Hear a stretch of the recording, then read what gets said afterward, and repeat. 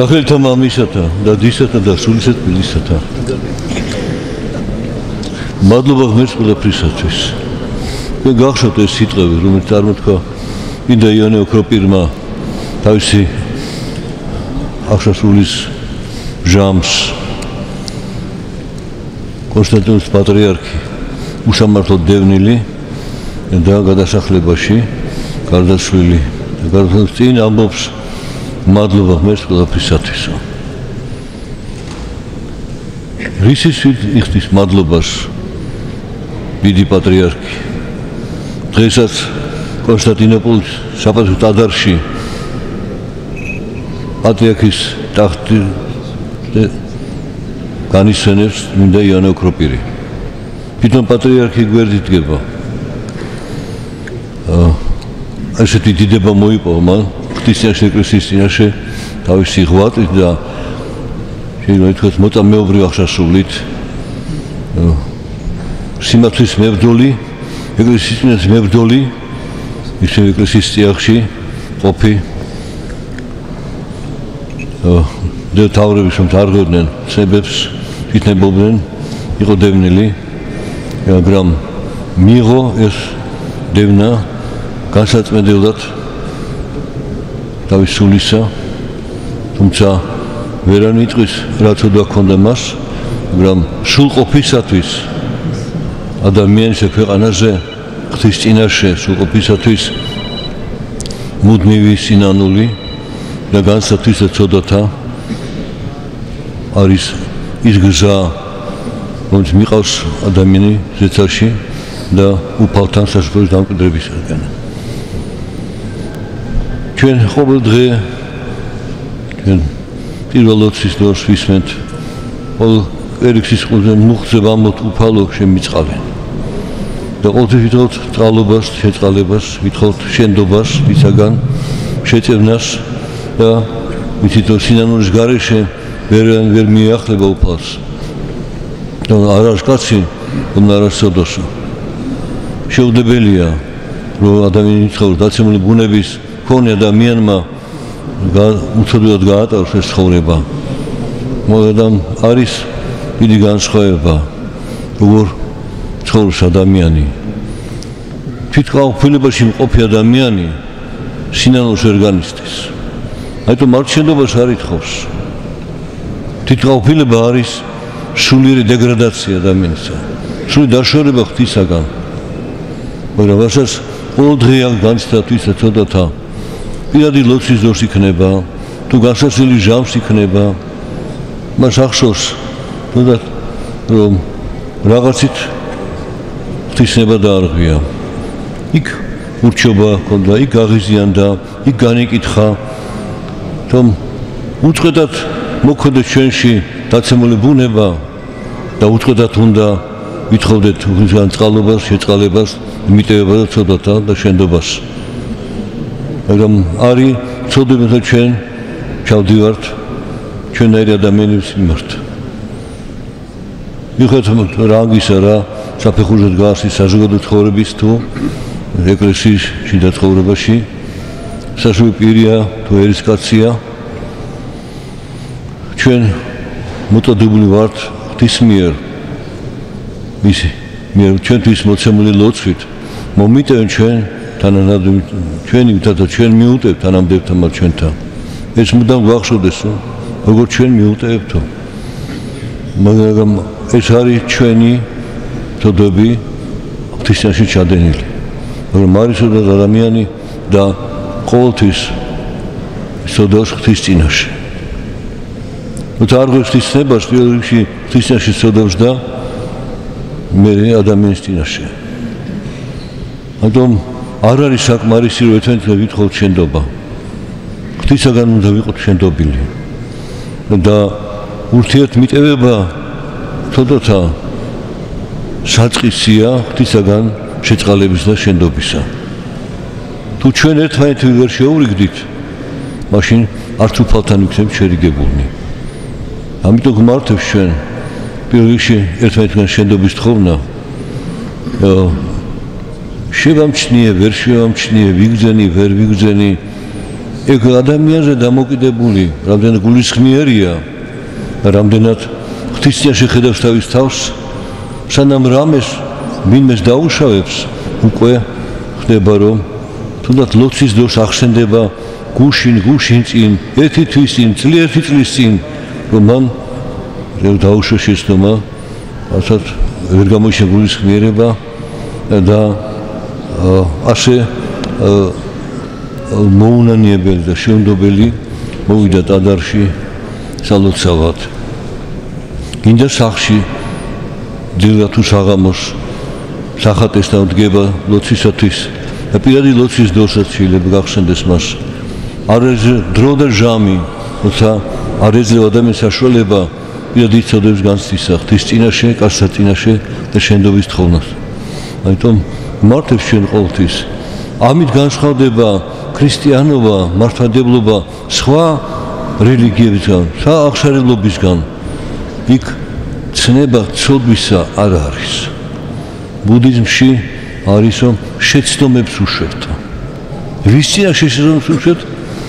აი შენი კარმაში ესე ეძახიან თავის ესეთ ბუნებას, ხასიათს, თავის ცხოვრების წესს და ყველაფერს, რომ იქ შავთა შემეშალა, იქ რათა ანუ შენდობას არ ითხოვენ არც ადამიანისგან და ღვთისაგან, იმიტომ რომ ღვთისცნებაც კი არა აქვთ.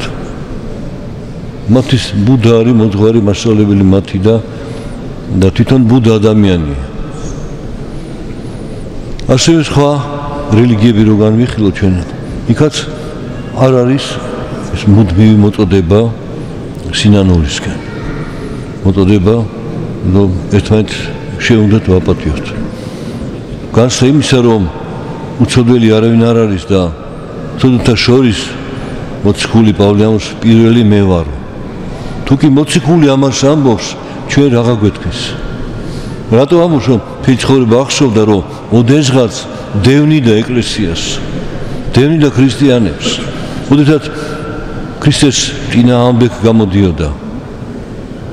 ეს მთელი ცხოვრება ახსოვდა, თუმცა ღვთისათვის თავი დასდო ბოლომდე და ასწავლიდა, ყველას მოძრავდა და მრავალი წარმართაგან მოაქცია, მიხოთ ამისა ის თავის ცოდვას ღვთის წინაშე უდამატარებდა იმ განცდას. ასევე პეტრე მოციქულიც მაგალითად ჩვენთვის რომ ყოველი დილით მამლისყივილზეო ტიროდაო, მას ახშობდა რომ სამგზის უარყო ქრისტე. კი აღიარა ნუფალმა მისცეს საშუალება, როცა დაუშვა კითხვა სიმონ იონასო, გიყვარ ვარ მე იმ ადრზე მეტი მოწაფეებზე, რომ მან თქვა ყველამ რომ დაგტოვოს, მე არ დაგტოვებო, მე შენთვის მოკდებიო შენთანო. და უფალმა გააფრთხილა, ჩემთვის მოკდები შენ მამლის ყივილამდეო, სამგზის უარყოფ მეო. არ დაიჯერა და ესეც მოხდა. და ეს ახშობდა მთელი ცხოვრება, თუმცა როცა მათხოვამ დაუშვა კითხვა, მიყვარ ვარ? მიყვარ ხარო? მეორე კითხვაზე უფალმა მეორე კითხვა, მიყვარ ვარ და შენ იცი რომ მიყვარ ხარო?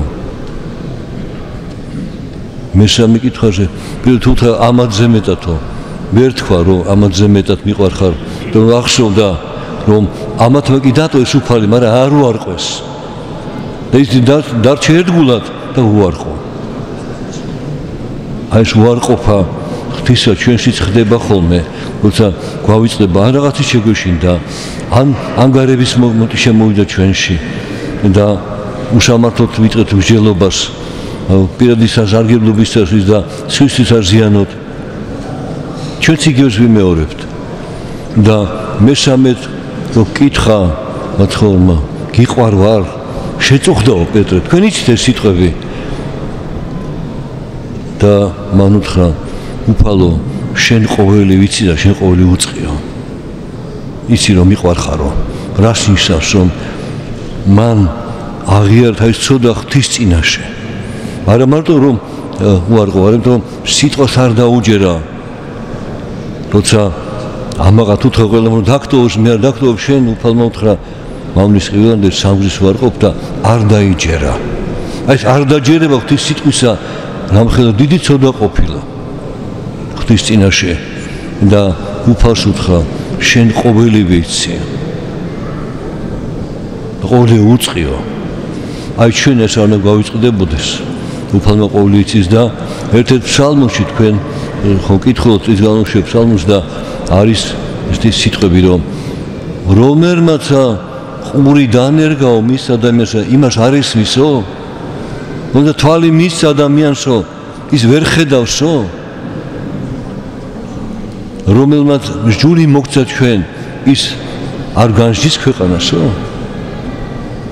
აი შენ გავიწყდება ჩვენ ყოველთვის ყველგან ღვთისწინაშე ვართ და უფალი ხედავს უფალს ესმის და უფალი ისმენს და დიდ სულძელება ღვთისა დიდი მოთმინება მისი დიდი სიყვარული მისი და წყალობა მისი გვიცავს ჩვენ თორე ზარზე მიუხედავად ჩვენი ცოდებისა თქვენ კარგად იცით როგორ ქონდა ხილვა ერთ-ერთ სასწავლო პირს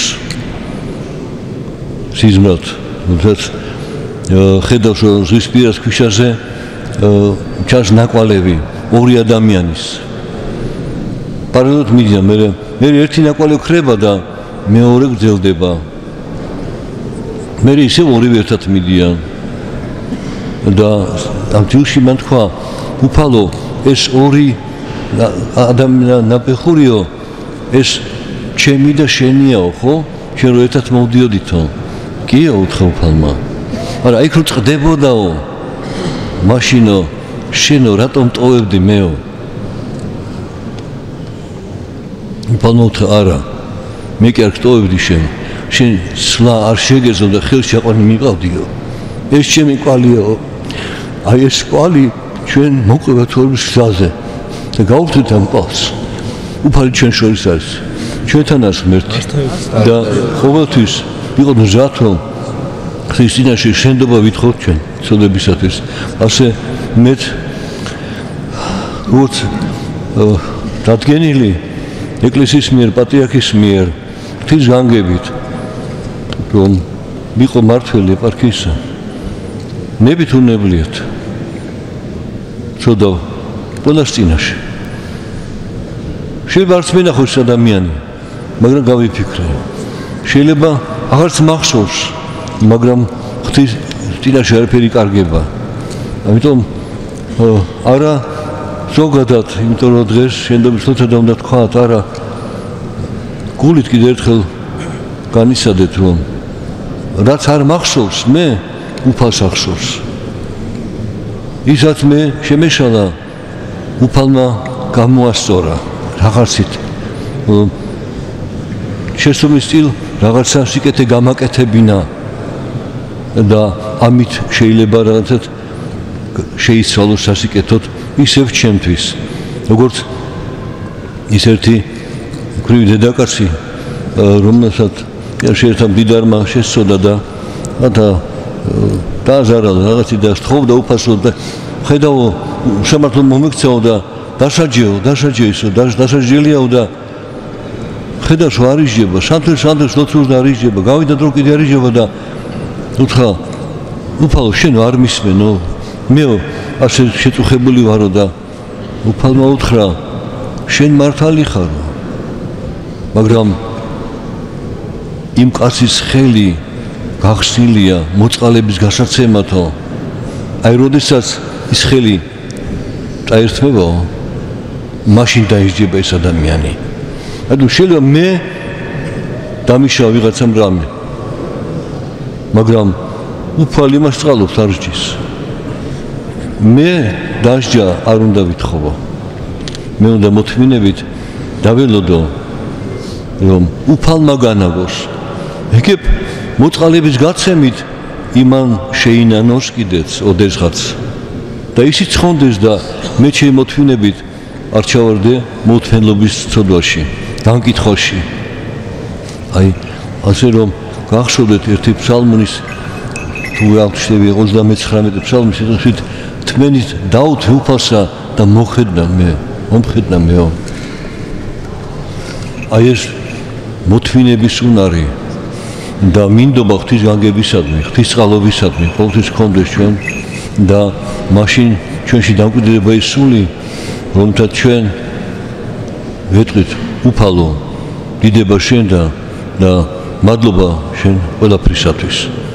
ასე მე ვითხოვ თქვენგან შენდობას, საშუალო პირთაგან, საერო პირთაგან შენდობას ვთხოვთ და ღვთისწყალობა იყოს თქვენზე და ჩვენ ქვეყანაზე, ჩვენს ერზე და მშვიდობა დამყარებული იყოს ჩვენ შორის, სიყვარული და სამართალი ზეიმობდეს ჩვენ შორის, ღვთისადიდებლად და ჩვენ და საცხონებლად. შემიძლეთ.